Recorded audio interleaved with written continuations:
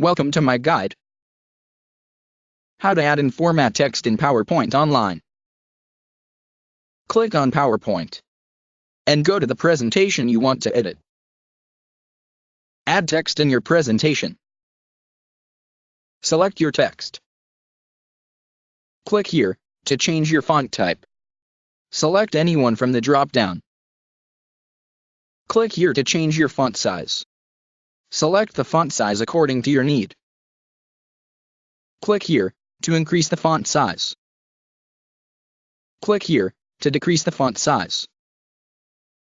Select these icons to make your text bold, italic, underlined, or strike through. Click here to change the font color.